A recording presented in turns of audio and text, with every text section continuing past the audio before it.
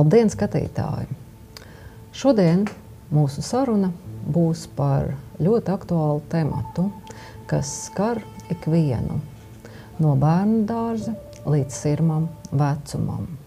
Un šodien saruna notiksies mums divatā. Labdien, Jolanta! Labdien, Ilze! Mēs abas divas esam mammas, un abas divas mēs esam pedagogi, kas ikdienā saskarās ar bērniem, ar viņu dzīvi un ar notikumiem, kas viņus ievada šajā dzīvē, kas viņus izglīto un veido par tiem cilvēkiem, uz kuru gaida valsts, ģimene un kas ir kā pamats viņa paša identitātei, viņa dzīvei, viņa dzīves kvalitātei. Jolanta, kas priekš tevis ir skola? Kādu tu viņu šobrīd redzi? Kas priekš tevis ir izglītība? Man liekas, ka skola spēlē ārkārtīgi lielu lomu.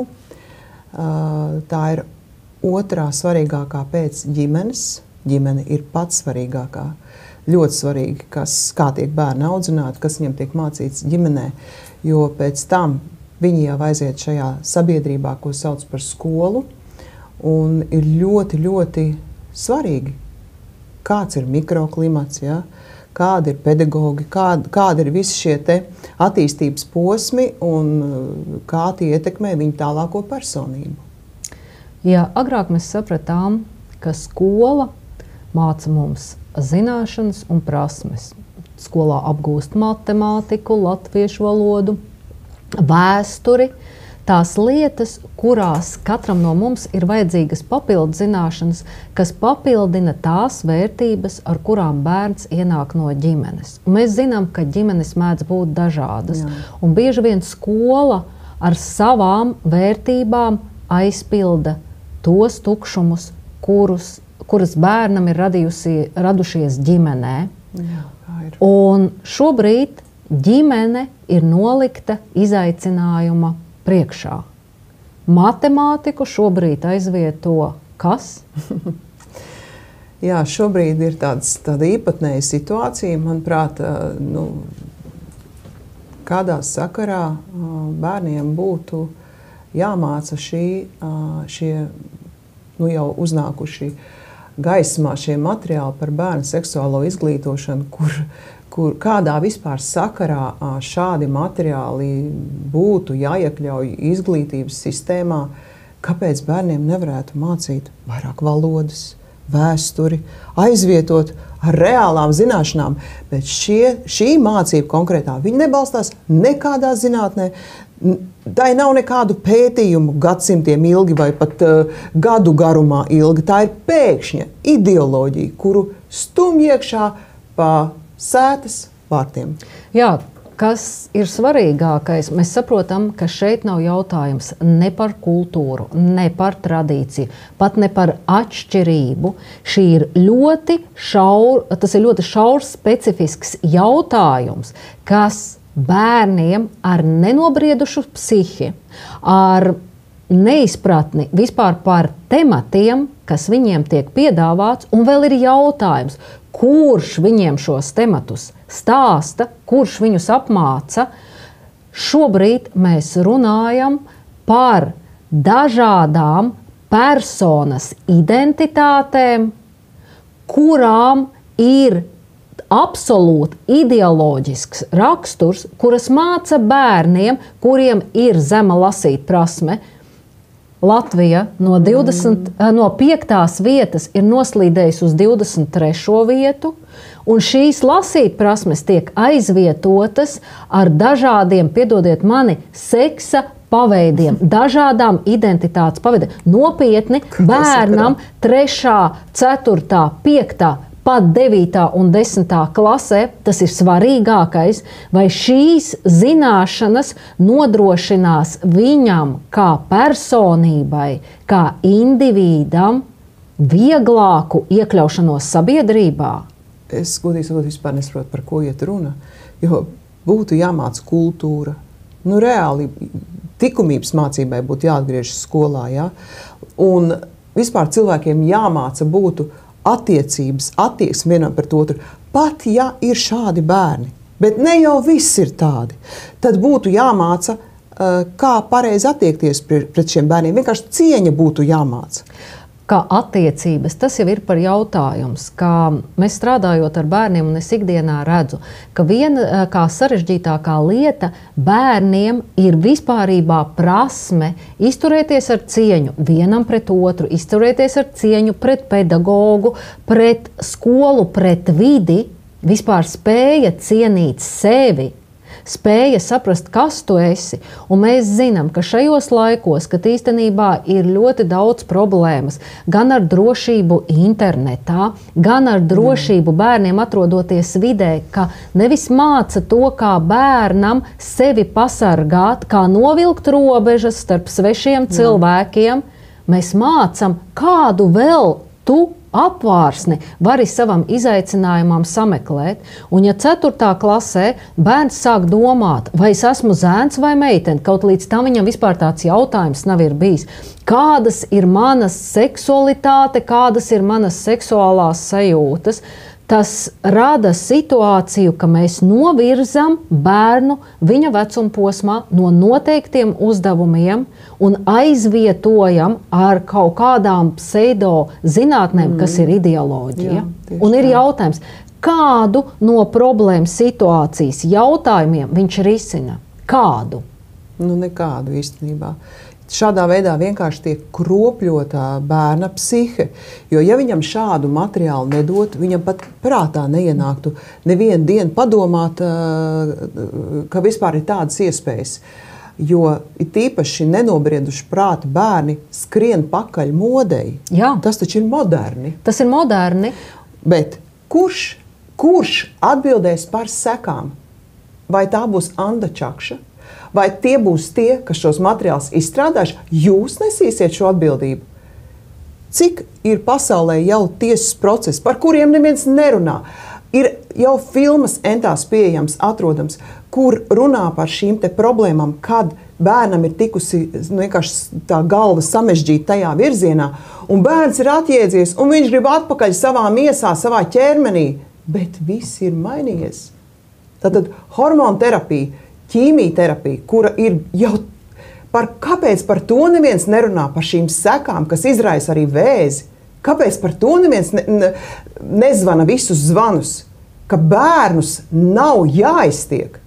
Un jau 20 štatos Amerikā, starp citu, ir aizliegts šīs hormonu terapijas un arī operācijas. Tas ir īstenībā, cik vienkārši mēs nenobriedušam prātam, nenobriedušai personībai iesējam šaubu sēklu par to, kas tu esi.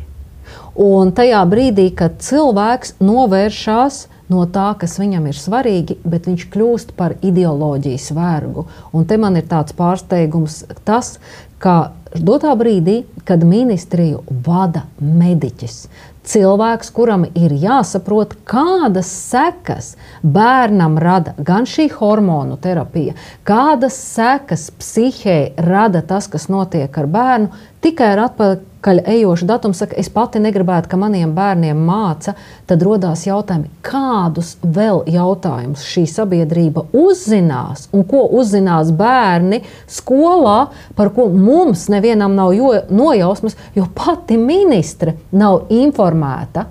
Tad ir jautājums, uz kādām vērtībām tiek veidots un ir bijis veidots jaunais mācību saturs. Un kā es gribētu atzīmēt, šīs propagandas, kas salauž mūsu bērnu, izmaksas ir 45,000.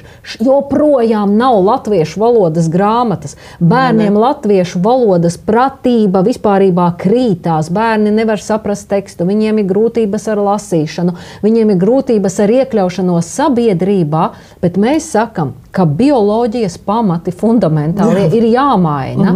Ka šajā gadījumā sieviete nav sieviete, vīrietis nav vīrietis, pajautā sev, padomā vēl kaut kāds. Es pat nelietošu šos jēdzienus, es negribu sēt šo propagandu, jo tajā brīdī man gribās teikt, tie cilvēki, kas izstrādāja šos materiālus, vai viņi uzņemsies atbildību, kad vairs bioloģija, kur ir vīrišķais un sievišķais. Neviens bērns pasaulē nevar rasties no 2 sievietēm, tas nav iespējams, vai no 2 vīriešiem, vai jeb no kura citas sociālās identitātes. Viņa vienmēr būs pamatā vīrietis un sieviete. Un šī cieņa sapratne par šiem procesiem, tas ir svarīgākais. Ir svarīgākais saprast bērnam, kas ar viņu notiek attiecīgā vecuma posmā un informēt par to kaut vai elementāru tīrīt zobus, no personiskā higiēna, tas, ka tu nevari, varbūt tā, var jau staigāt 2 mēnešus vienā kreklā, bet varbūt vēlams to ir izmazgāt. Atbildība pret sevi, savu ķermeni un atbildība pret arī sabiedrību, lai kā mums tas nepatiktos. Jo no sabiedrības mēs prasam atbildību par pieņemšanu, bet ir jautājums, ko es piedāvāju sabiedrībai. Un šī ideoloģija pamatos maina vispār sabiedrības struktūru. Pilnībā tas ir apvērsums, varētu teikt, vispār cilvēks vēsturē. Tas pēc tā izskatās. Jo, kā tad savādāk? Kāds vispār ir mērķis?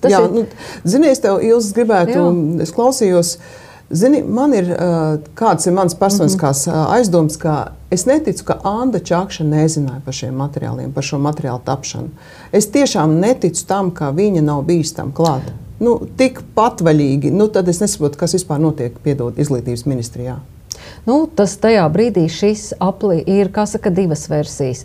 Vai Anda Čakša melo sabiedrībai, vai tajā brīdī Anda Čakša ir tik vāja vadītāja, ka nevis viņa vada struktūru, bet viņas darbinieki vada. Jo šāds materiāls, kas radikāli maina Latvijas sabiedrības vispār redzējumu un nonāk bez ministres ziņas apritē, kā kaut kādas informācija par to, ka rudenī krīt lapas. Es esmu iedziļinājusies tajos materiālus, un es esmu vēl secinājusi, ka 7. klasē bērni tiek izglītoti, ka zivju seksuālo uzvedību ietekmē globālā sasilšana. Tas ir tas jautājums, vai tas ir svarīgākais bioloģijā saprast. Šodien var uzdot 4. klases bērniem jautājumu, kā sauc govs bērniņu. Un viņi atbild gotiņš, gotēns. Viņiem nav zināšanas, ka tas ir teliņš. Un tad ir jautājums, ja mēs sajaucam visu kopā, kā sauksies tas bērns, kas piedzims šiem cilvēkiem. Ja? Cilvēciņš. Kaut kāds vai veidojumiņš. Ja? Un tas ir pamatā, ja, teiksim, Čakša šobrīd nāk ar galveno uzstādījumu, ka viņas darbības laikā cilvēks ir centrā, tad es gribu jautāt, vai tas piparkūku vīriņš ar to, kur vienlaicīgi viņš ir gandrīz tā kā Garnele, ir gan sieviete, gan vīrietis, ar kaut kādu dinamiku mainās, tad viņš 18 gados izdomā, ka varbūt tās viņš būs tas vai vēl kaut kas. Ir jautājums, ja saskarās bērni ar šādiem jautājumiem, kur būs profesionālā palīdzība? Vai tie cilvēki, kas tos materiālus sastādīs, sniegs viņiem profesionālo palīdzību? Nē, es domāju, vai tas ir apzināti tiek gatavot pacienti mūža garumā, kādai konkrētai industrijai vai ne. Bet, jā, man ir vienkārši pilnīgi dīvaina sajūta, kur tā pasaule virzās. Tā jau vairs nav evolūcija. Ja? Mēs jau reāli mēs virzamies uz degradāciju. Jā, mēs jau pamatus apšaubām. Kādā sakarā vispār izglītības sistēmā būtu katrā priekšmetā, ko tu stāst, vai ne arī par zivīm, globālo sasilšanu, kādā sakarā tas viss būtu jāiepina šī propaganda, šī ideoloģija. Ziniet, katrai problēmai ir vārds un uzvārds. Katrai šādai reformai arī ir vārds un uzvārds. Un, ziniet, paies laiks un mainīsies daudz kas. Un mēs noteikti neklusēsim, sabiedrība neklusēs. Mums ir jācīnās par mūsu Latvijas nākotni, lai tā nebūtu debilizēta, lai bērni iegūtu pareizu izglītību, adekvātu izglītību, lai viņi būtu izglītoti vienkārši normālās pasaules zinātnēs, nevis kaut kādā stulbā ideoloģijā. Jā. Kam tā ir vajadzīga? Kas tajā ir ieinteresēts? Kurš? Kam dēļ? Šis jautājums ir atklāts mums ikvienam, un tas skan. Kas ir bijis par cēloni vai kurš ir noteicis to, ka Latvijas bērniem no agrīna vecuma dotajā brīdī ir nevis jāapgūst zināšanas un prasmes, vērtības, cieņa, savstarpēja mīlestība vienam pret otru, bet jānodarbojās ar jautājumiem, kurus mēs uzdodam pret visiem tiem notikumiem, procesiem, kas ir bijuši dabiski un vienmēr būs dabiski nākotnē. Jā. Kuram ir mērķis iznīcināt Latvijas sabiedrības apziņu, identitāti un personības vērtību. Jā, šie ir tādi ļoti nopietni eksistenciāli jautājumi, jo patiesībā mūžīgās vērtības paliek mūžīgās vērtības. Un lai arī kādi ir nākuši laiki un dažādas, teiksim, šādi dzīves notikumi, tie vēji tos aizpūtīs. Bet mūsu uzdevums ir stāvēt un pastāvēt par šīm mūžīgajām vērtībām, par to, kas ir īsts, patiess, nevis par to, kas ir vienkārši tukša ideoloģija, meli. Jā. Un līdz tam brīdim, kamēr sabiedrībā cilvēks, viņa ģimene, viņa izcelsme būs vērtība, tik ilgi pastāvēs sabiedrība. Un ja mēs esam nolēmuši Latvijas sabiedrību izšķiedēt kaut kur kā tādu miksli starp dažādām identitātēm, tad mēs esam pateikuši, ka šai valstī un šīs valsts Latvijas cilvēkiem noteiktu cilvēku skatījumā nav vērtība. Un rodās jautājums, kā intereses pārstāv šie cilvēki. Jā, un jautājums, vai vispār mums ir nākotne kā nācijai, vai vispār Latvijai ir nākotne? Un kas mūs sagaida šādā veidā, šādu ceļu ejot pēc gadiem 20, 30? Jā.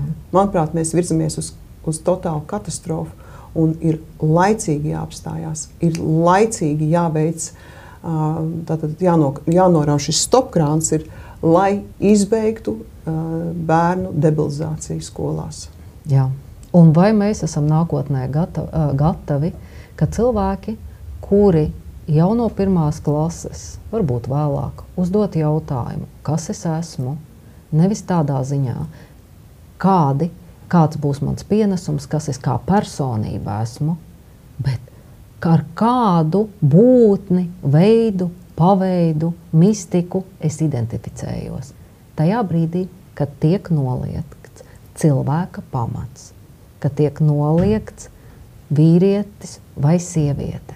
Un tajā brīdī, kad mēs apšaubām fundamentālās zinātnes, mēs esam pateikuši, ka izvēlētais ceļš ved uz nekurieni. Un Latvijas tauta to nav pelnījusi. Jā, un mēs to noteikti nevēlamies. Es vēlos redzēt savus bērnus, savus mazbērnus, mentāli veselus, un arī Latvijas nākotni es vēlos redzēt mentāli un garīgi veselu. Jā. Nevis bērnus, kas savā identitātē asociējās ar krūzi, glāzi, galdu vai ar šo lelli, un šādā veidā viņš saka, ka tā ir pašizteiksme. Tā nav pašizteiksme. Tā ir traģēdija. Un mūsu atbildība ir darīt visu iespējamo, lai tiktu pasargāti gan bērni, gan sabiedrība. Tieši tā. Paldies, tev, Vils, par sarunu. Paldies, Jolanta. Un es domāju, ka mēs gan kā mammas, gan kā skolotāji mēs cīnīsimies par veselo saprātu. Jā.